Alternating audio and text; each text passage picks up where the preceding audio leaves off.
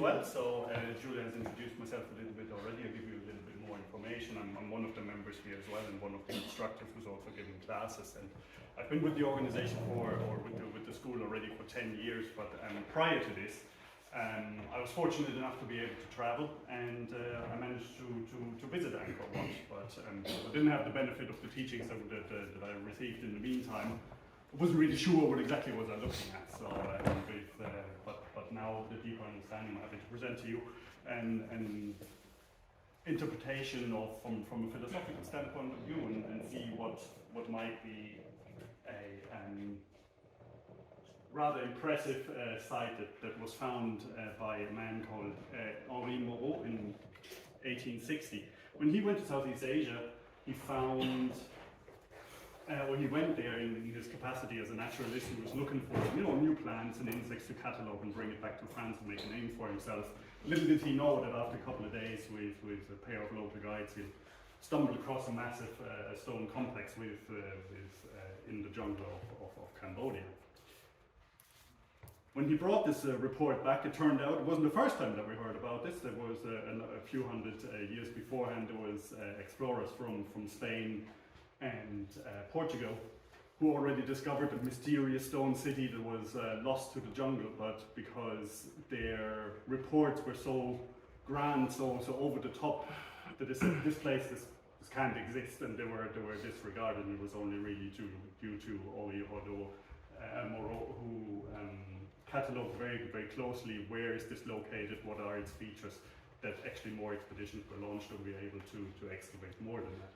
So over the last 160 years or so, many of these excavations have broadened our understanding of what Angkor Wat actually is, and very often when we're looking at temple places like this, it's easy to get a little bit maybe overwhelmed or at least intrigued or mystified a little bit by what does it actually mean. Where when we, for example, look towards India and the Taj Mahal, which is a monument devoted to the idea of love and loss, or we're looking at the pyramids in Egypt, who also have a very strong symbolical meaning, that we see that Angkor Wat also holds a message that has been transmitted to us from the time when the Khmer, the civilization that built Angkor Wat, actually put into it a message of their vision of life and the way they understand it. But it's really a story that is being told to us on a scale that can't be any grander than it is, and we'll explore a little bit more of that.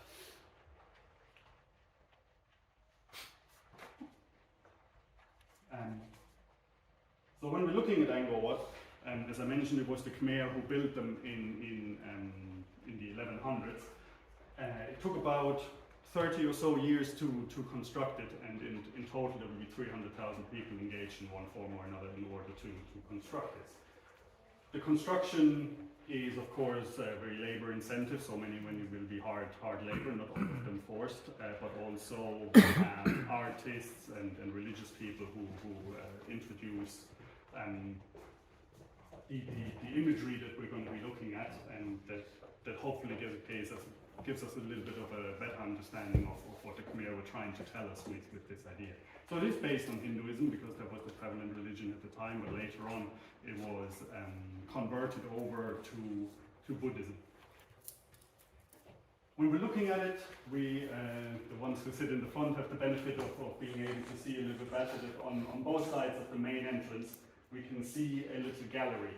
And this is where our tour starts. When we're crossing the bridge, we can see in this gallery that there are chiseled bas-reliefs, and there is about 1,200 square meters all over Angkor, depicting various, thank you, is that okay in the dark? Various aspects of life. So as we progress from the outside of the temple and we move towards its center, the narrative changes a little bit, and we'll see how it actually does it take place.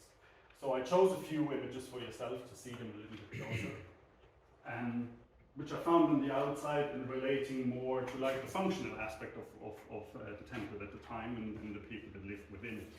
So we see on the top left there is what seems to be a pig being lowered into a pot, so there's food being prepared. the dinners being had together on the top right hand side, as well as having a marketplace depicted on the bottom left, and we see on the bottom right, might be a little bit hard to make out, but that is a construction site. So we see this. You can see the head of an elephant here. There's an oxen with carriage that brings the stones to the temple site of Angkor. Now, the discoveries that we're making are constantly enhanced. As recent as 2018, 2019, with LiDAR images, we found that the city was actually much larger than what we first anticipated. The city of Angkor would have had about 900,000 people living in it at the height of its size, where to compare this to London at the time, which had 80,000 people in it, making Angkor the largest pre-industrial settlement that we had pre the industrial area. Now we can imagine this has been quite crowded because they're all sitting in the forest and being wedged closely together. And Angkor was actually dubbed a hydraulic city, they called it, because the basis of it was not necessarily roads in this, because it was built into the forest where we have the monsoon season. There's actually lots of waterways and different channels that connect the buildings and the houses together, which on one side helped Angkor grow to the size that it was, but as it reached its limits, it also contributed to what eventually will be the downfall of Angkor as we know it. Reason being that the bigger the city got, the more complex these waterways became, and the more difficult it became to maintain those. But as civil unrest started to emerge in the outskirts of the city, the Chams who lived in what is today known as Vietnam started invading Angkor and for its riches, and really wanted to live there. They were envious of what the Angkorians had been able to establish. And eventually they succeeded. Driving out the Khmer people who resettled their capital to Phnom Penh, where it's still located today. But because the Chams didn't have any idea of how to actually maintain the city like this, it started collapsing even further after this, because they couldn't manage to keep it going. Which eventually led to them abandoning it as well, and only a few monks, which then converted it to Buddhism, remained there, and slowly but steady the city was reclaimed by the forest. But as I said, the size of the city created some issues with like an overpopulation, you might almost say. That when we move towards leaving behind the outside walls of the temple, we come to what is called maybe the inner courtyard or the inner terrace of the temple city. Everything that you see is man-made. It's not a natural island that was formed, but it was rather carved out of the landscapes of the Cambodian forest.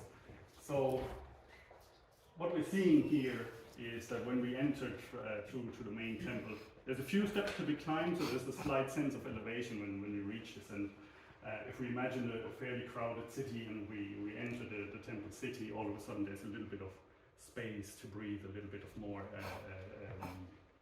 air and a little bit more space, and comfort might not be the right word, but certainly a little bit more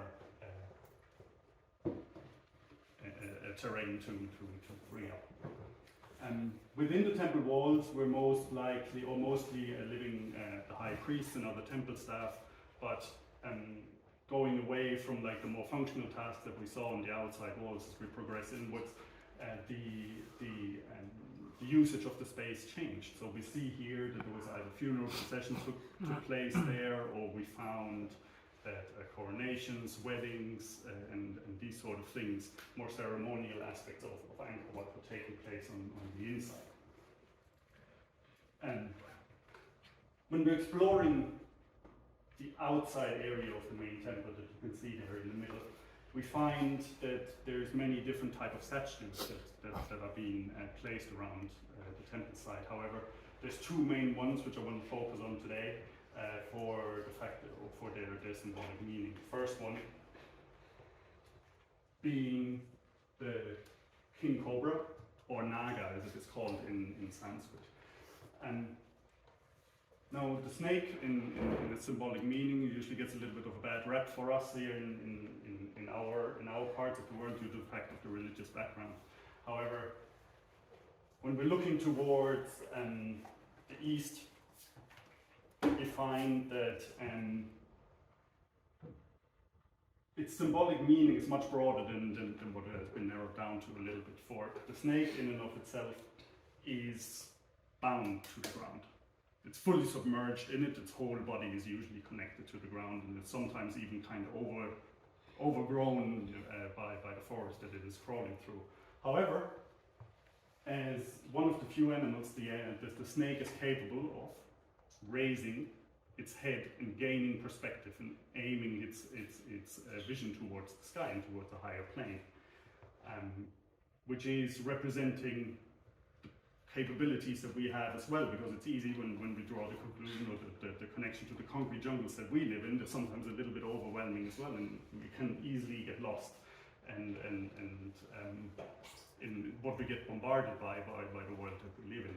However, we also have the capability of, after we created a little bit of space, after doing all the functional tasks that we need in order to survive or to live, we have the ability to also create a little bit of space in ourselves and find a way of connecting with our inner being in that sense, and able to raise our heads towards the heavens, which I'll talk about a little bit more. But more than that, more also is that the movement of the snake, while the head is moving in a straight line, the body is moving from side to side in order to be able to generate this forward movement.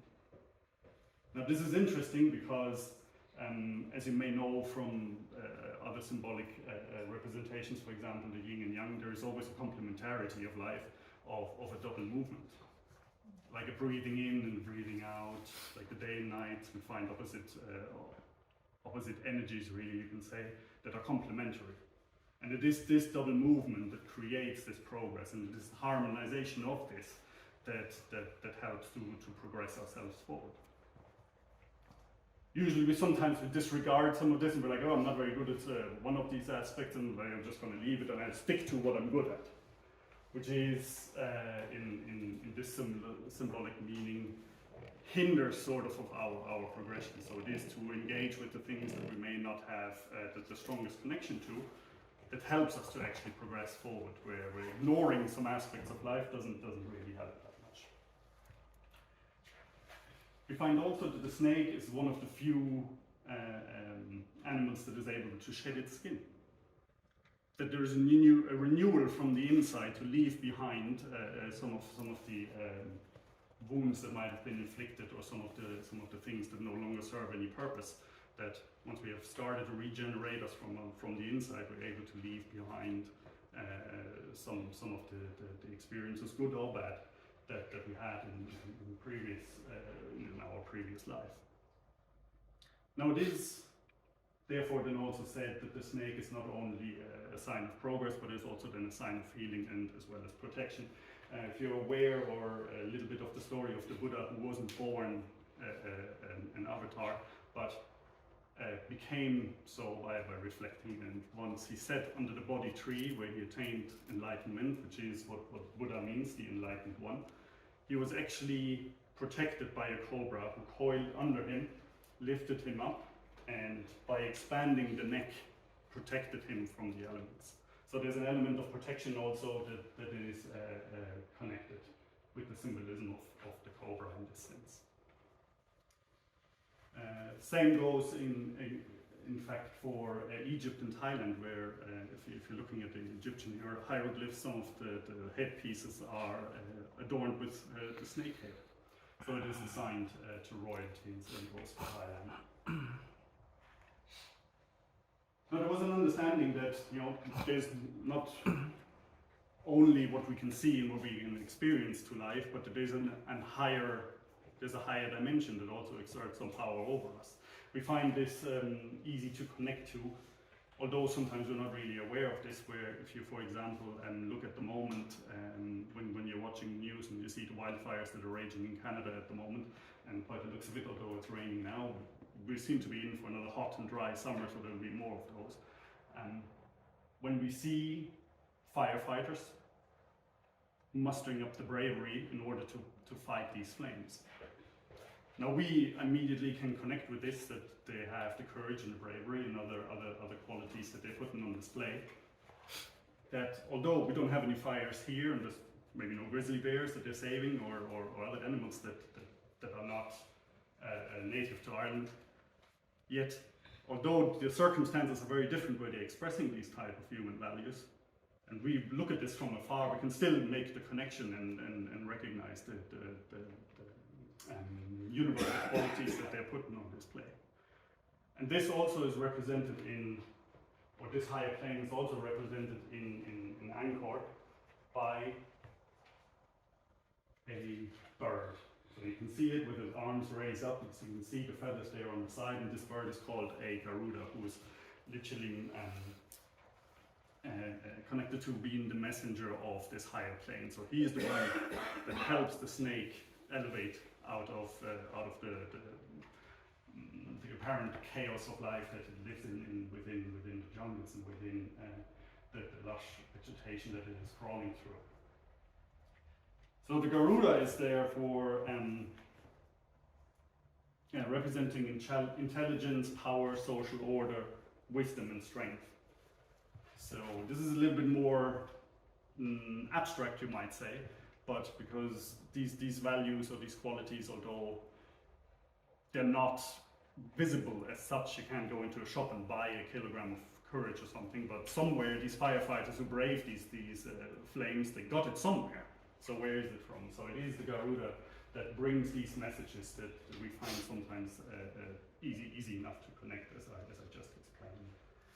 You can see here, actually, in case you haven't seen it yet, at the bottom it holds two snakes in its claws. And these snakes aren't dead because their heads are raised up. So it is, although sometimes can be seen that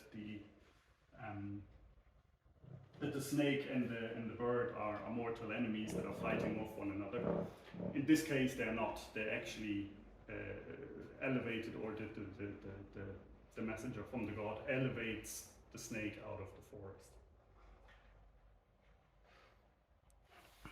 So while we see that the snake very much is representing the life on earth that we know, and the progress of it within harmonizing the opposites of the two different forces that are represented in nature, we see that the Garuda is operating on a very different level, where time and space, where bravery and compassion, courage and love and all these other human qualities that we heard of are operating on a very different time scale, you might say. They're almost immortal, if you want to say, because they're not changing over a long period of time. However, the expression of them are very different all the time. So, because bravery was, I keep mentioning the same word, but there's others, of course, expressed itself very different, like a couple hundred years ago, 300 years ago, as it does now, and the expression of it will change, but the value itself does not. So this generates a conflict, you might say, of how to express something that is timeless in an ever-changing world that we live in. And also, this battle is also depicted or represented as we move on to the outside walls of the temple, the inner temple of Angkor Wat. Now, while this is hard to read, I've taken the liberty of taking a picture of this symbolic battle that is raging, which you can see here. Now, this is not taken from Angkor. This is another representation of it. But this battle, which is called the Battle of the Kurukshetra, or the Bhagavad Gita, if you may have heard this before, some of you have, you will see that there's two rather large armies facing off one another on one side of on either side of the battlefield. In the middle, we see the chariot with our main warrior kneeling in front and receiving instruction from this person. Now the importance of this cannot be understated, because the Battle of the Bhagavad Gita has been told, it's been written down in 300 BC, but it's been told verbally for, we don't even really know where it originated from, but it's been around for a long period of time. What this represents is the battle of trying to express these timeless values that we have, that we can connect to, that we can see, that we can relate to, but that we're facing challenges in trying to express them in the world that we live in. So we have on the left-hand side the army that is representing these timeless values, and we have on the right-hand side the army that is trying to obstruct us from this. Now, this is a battle that is not always so obvious, because in the story these two armies are related to one another. It's it's two factions of the same family, because it is a representation of the battle that is raging on within us. So it is a representation of this higher dimension that we can connect to, as opposed to the forces that try to distract us from it. In the middle then we have, kneeling on the floor, a man called Arjuna, who's the hero of the story, and he's the champion of the army, of the qualities which are called the Pandavas.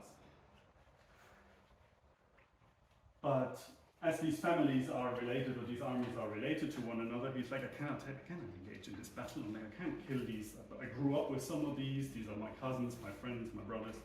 Some of them are my teachers. I've been living with them, growing up with them forever. I can't do this.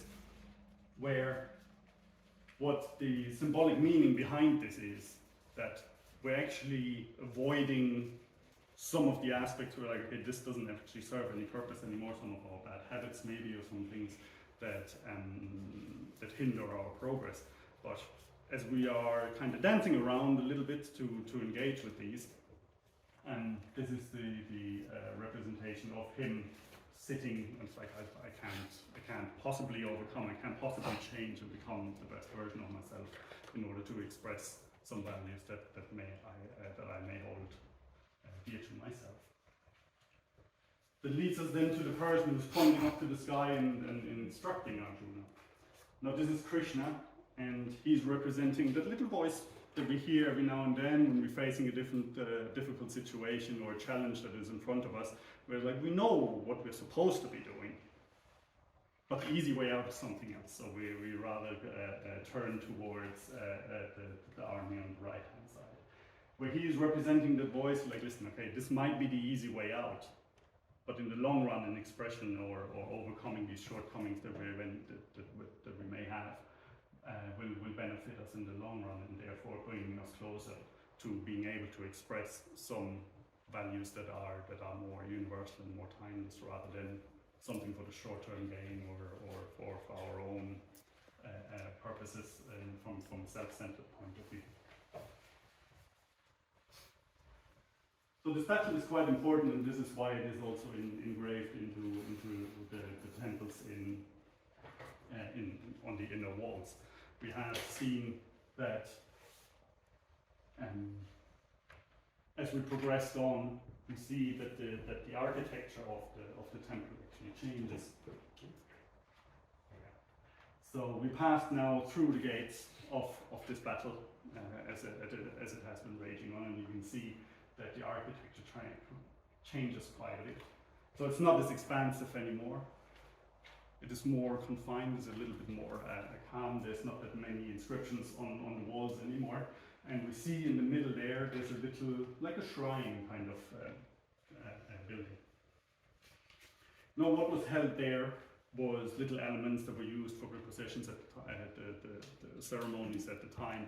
But if we are relating this to a journey that we're taking on the inside as well, because that is what the temple is inspiring us to do, as you have noticed that we've moved away from, like, outside expressions that we had in the beginning with the cooking and the market, to some more internally related stories with the Bhagavad Gita.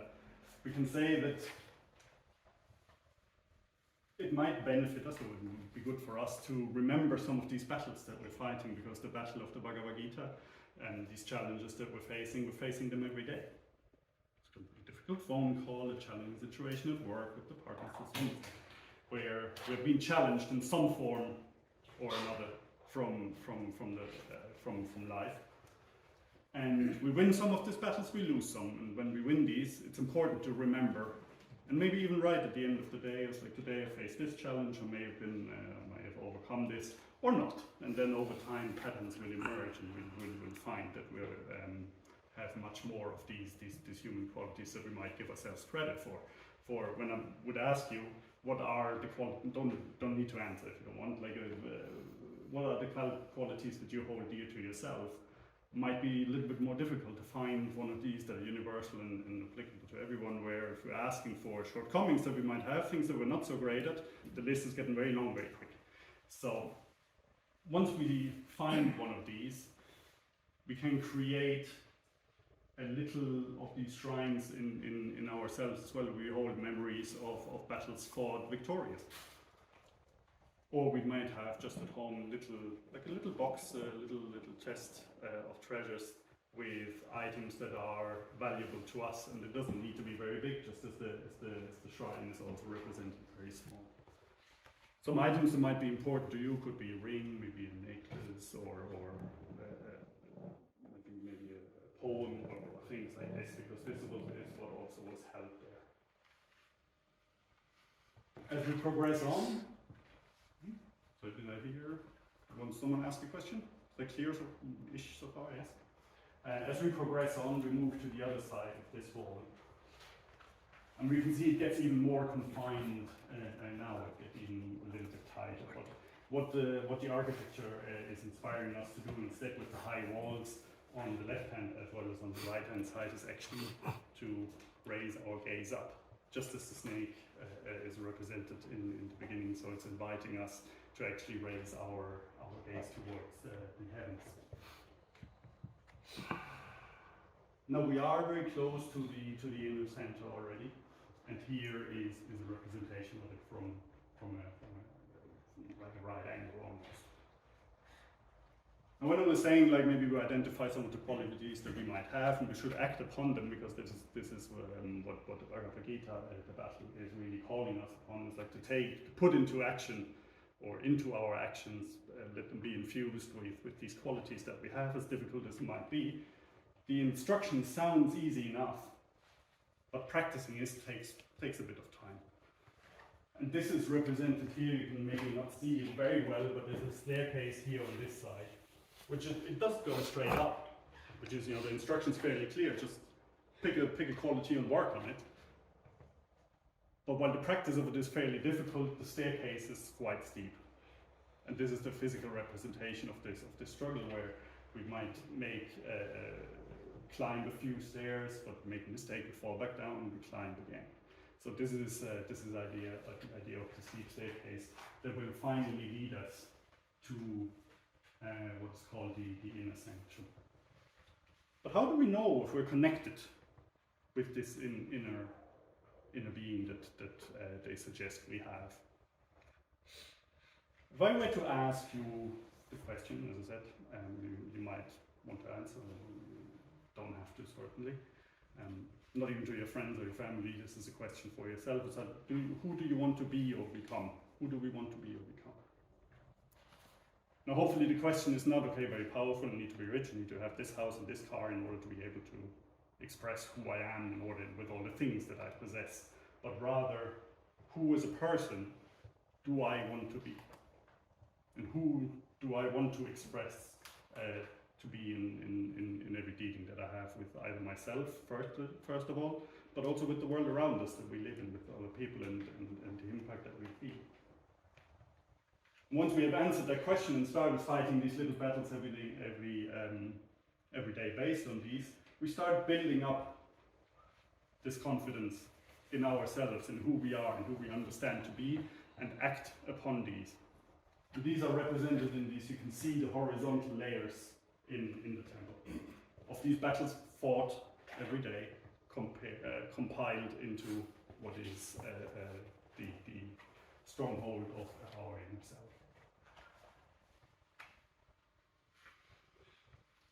And finally, we've managed to connect with this in one form or another, although we're struggling mostly with the everyday battles that life throws at us. But we find that the inner temple it's not very big at all. It's quite calm. There's not a lot of inscriptions there at all, because the vision of who we are and who we want to be is already quite clear.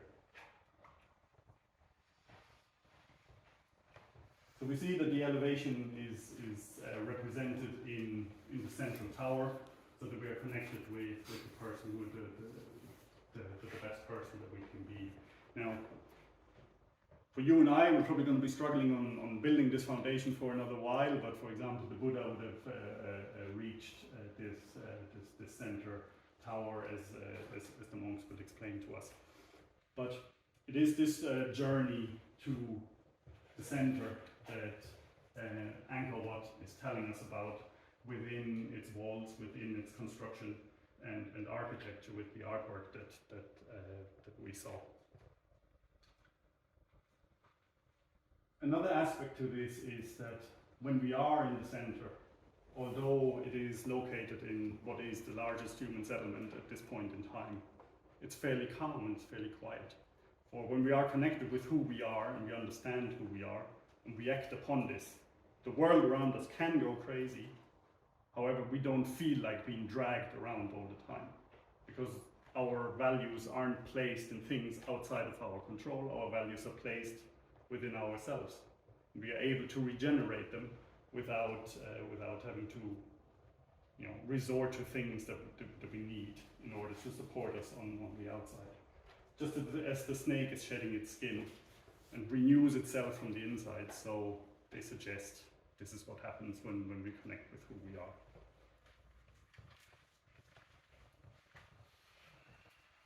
So in a nutshell, when we're saying that we're looking at Angkor Wat, I hope that the understanding is then a little bit broadened. We're not so much mystified maybe just by the sheer size of it, for it is the largest religious monument that we know of today. It's dwarfing the Vatican City 4 times over, and it's larger than the pyramids in Egypt. But it is really the story that it holds and the message that it conveys that brings Angkor to life, although it's at this point 900 years old. But in the beginning I mentioned there is a story being told also